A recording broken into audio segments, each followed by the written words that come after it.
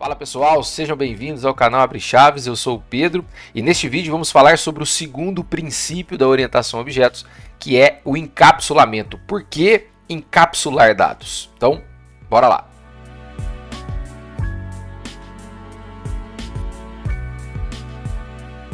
Se você não assistiu o primeiro vídeo, que é onde eu falo o que é orientação a objetos, assiste aqui, eu vou colocar um cardzinho.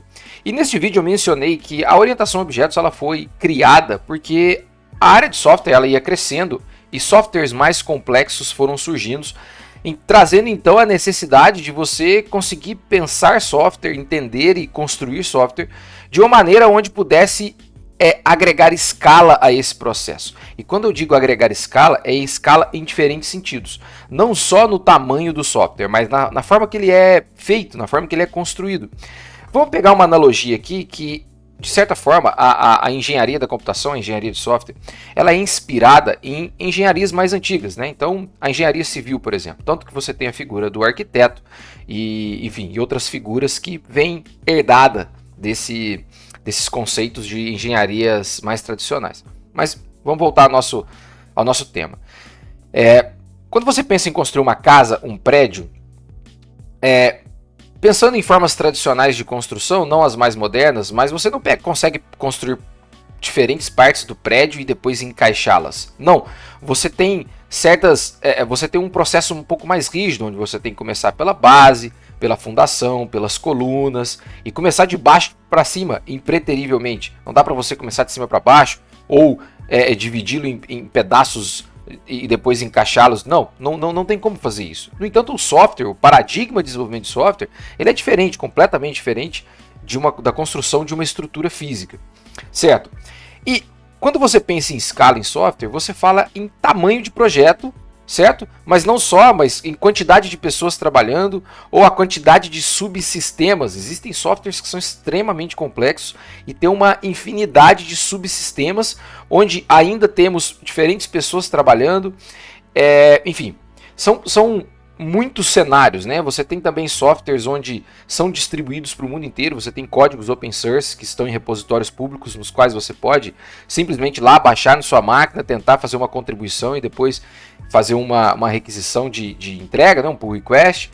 Você pode, enfim, existem empresas onde tem unidades separadas pelo mundo todo e as pessoas trabalham em partes diferentes desse software para depois integrá-los e entregar um entregável.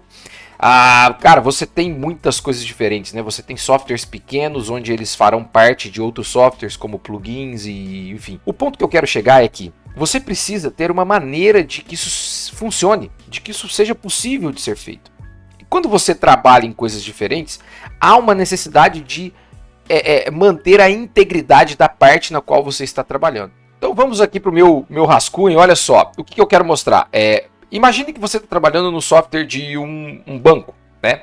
E aí você tem o sistema que mexe no caixa eletrônico. Você tem um sistema que vai controlar todas as reservas financeiras. Você tem um sistema também que trabalha, sei lá, com o cadastro dos clientes.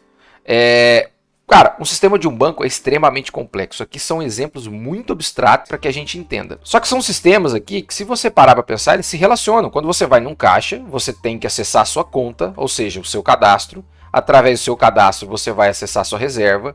E aí, o caixa eletrônico ele tem que enviar e receber comandos.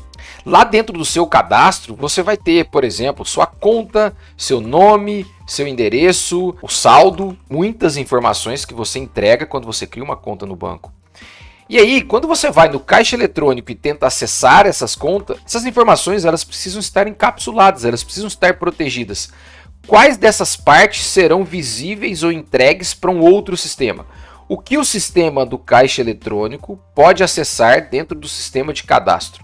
Eu não posso entregar tudo, eu preciso omitir. Então, um dos papéis do encapsulamento é você proteger dados, é você esconder dados. E ainda, além disso, quando você esconde, quando pensamos dentro de um subsistema ou dentro de classes, que falando do vídeo de abstração, aqui ó, cardzinho, quando estamos falando de abstração, estamos pensando o sistema em termos de classes e objetos. Quando falamos de objetos propriamente ditos, na verdade, esses objetos eles possuem um estado. O que é o estado? O O estado é como se você tirasse uma foto do sistema naquele momento, e aí a conta vai ter um valor, o nome vai ter outro valor, o endereço vai ter alguma coisa e o saldo também vai ter uma coisa, certo? Você tirar uma foto do sistema, esse é o estado. Esse estado ele não pode ser visível de qualquer forma ou acessível de qualquer maneira. Então é por isso que nós utilizamos o encapsulamento. E de que forma o encapsulamento é utilizada em orientação a objeto, propriamente dito?